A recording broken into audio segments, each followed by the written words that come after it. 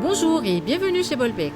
Aujourd'hui, nous allons travailler la zone de l'assainissement à Pointe-à-Pitre, zone où vous êtes susceptible de passer le jour de l'examen. Alors, la particularité de cette zone, c'est qu'on va rencontrer beaucoup d'intersections, sans signalisation. Donc, priorité à droite et aussi pas mal de sens interdits.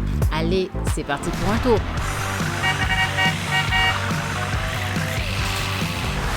Nous sommes à l'assainissement. Je vais quitter mon stationnement et pour cela, je contrôle dans mes rétroviseurs si aucun véhicule n'arrive à l'arrière pour être sûr qu'il n'y a pas de voiture. Je regarde dans mon angle mort, pas de véhicule, j'accélère pour dégager la route.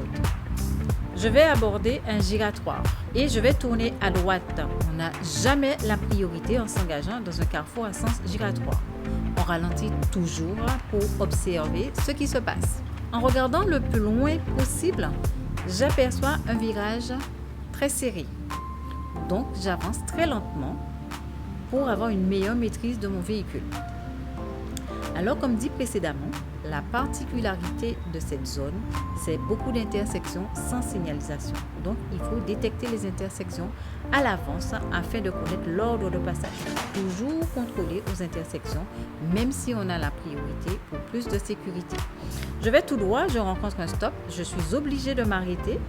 Je marque l'arrêt, donc j'immobilise mon véhicule, je contrôle à gauche puis à droite si aucun véhicule n'arrive. C'est seulement après s'être arrêté que je dégagerai l'intersection. On constate qu'on circule sur une route étroite à sens unique. À la prochaine intersection qui est sans signalisation, je vais tourner à gauche, donc la priorité est à droite. J'arrive très lentement. La voiture de droite est assez loin et elle ne roule pas vite, donc j'ai le temps de passer franchement. Il faut tenir compte des piétons qui traversent ici, par exemple. Alors, analyser une situation, c'est observer ce qui se passe autour du véhicule, regarder le plus loin possible qu'on puisse voir sur les trottoirs de gauche et de droite et dans les rétroviseurs intérieurs, extérieurs. Donc, quand on conduit, il y a un travail à faire. C'est chercher des indices qui vont nous permettre de circuler en toute sécurité. Le plus loin possible, je vais rencontrer un virage. Je n'ai pas une bonne visibilité. Oups, un piéton qui traverse, je ralentis.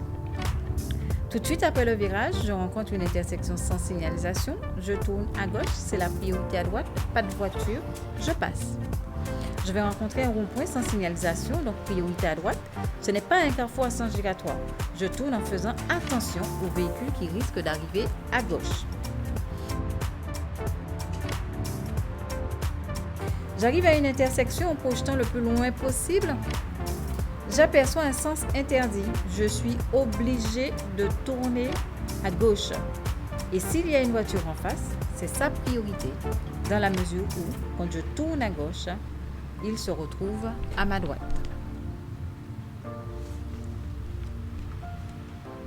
Nous sommes toujours sur une route à sens unique et comme le précise le code de la route, pour tourner à gauche, on se place sous la partie gauche de la chaussée.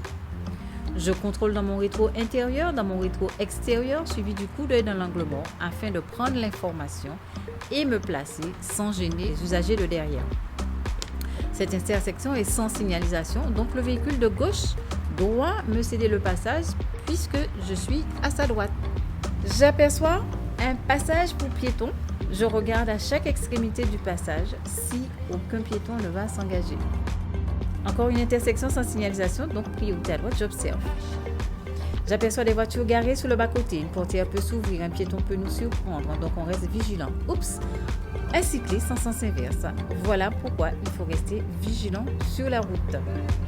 Donc je disais que pour tourner à gauche, il faut contrôler dans le rétro intérieur, puis le rétro extérieur, suivi du coup d'œil dans l'angle mort, pour confirmer la vision qu'on a eue dans les rétros. Et c'est seulement après ces contrôles qu'on se place. Pour rappel, les angles morts, ce sont les parties de l'environnement de la voiture qu'on ne voit pas directement dans les rétroviseurs. Il n'y a pas de voiture à gauche, donc je peux dégager. Pendant que je contourne le giratoire, je contrôle chaque intersection afin d'être sûr que ma priorité est respectée.